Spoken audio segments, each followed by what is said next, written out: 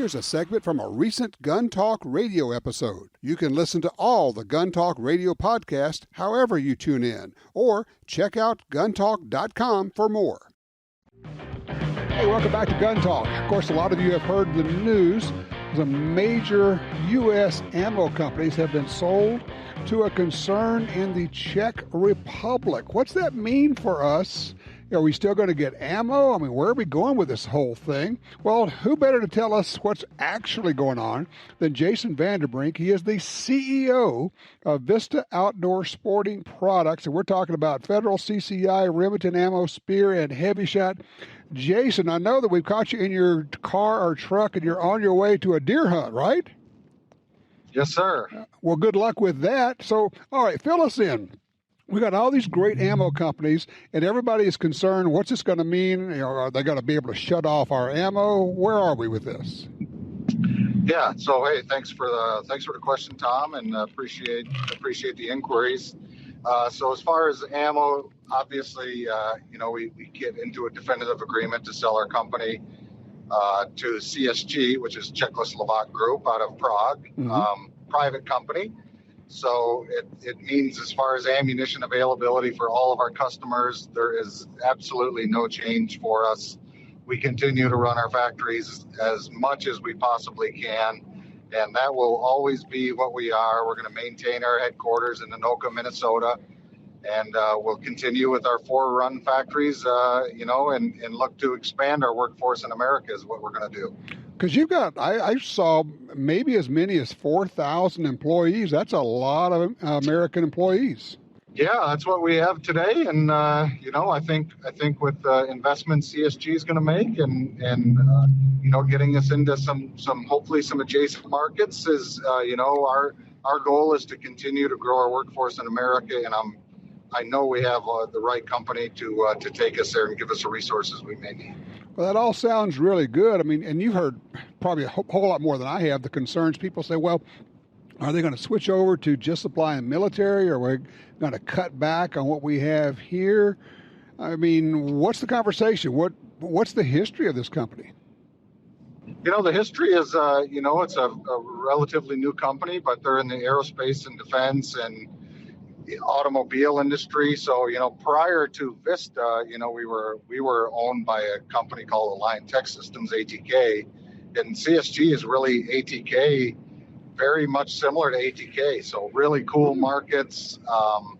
And, like I said, they're going to continue to give us the resources and that we may need to expand our business. So as far as production lines and all that other stuff, the consumers won't see any change. We're going to continue to build ammo in America and be headquartered in America.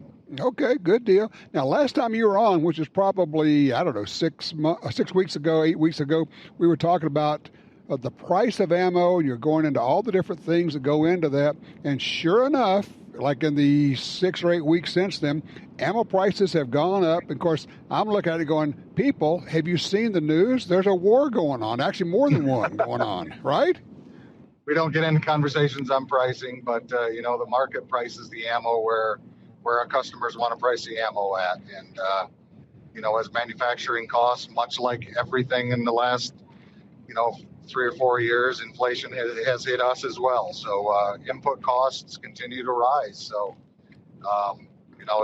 we're not unlike any other industry, but certainly seems like we have a lot of conspiracy theories that pricing and availability and all that, right? All we want to do is make all of the ammunition we can and service our customers and give a great working environment for our employees. And that's what we strive to do. And a lot of this is just, chatter of government buying it all. We're not making it. It's nonsense. Well, probably it drives you crazier than the rest of us that you are very much, suffer the whims of the marketplace. I mean, I was just reading that, I don't know why, nitrocellulose prices have gone up. Well, that goes into, primers and powder. It's like, holy cow, just the materials you have to buy.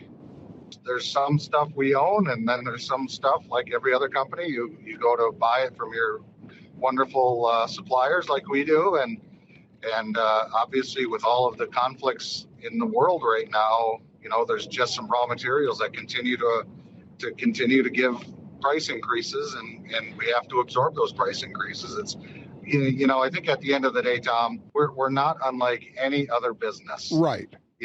All we want to do is make and sell more ammunition and to satisfy our customers.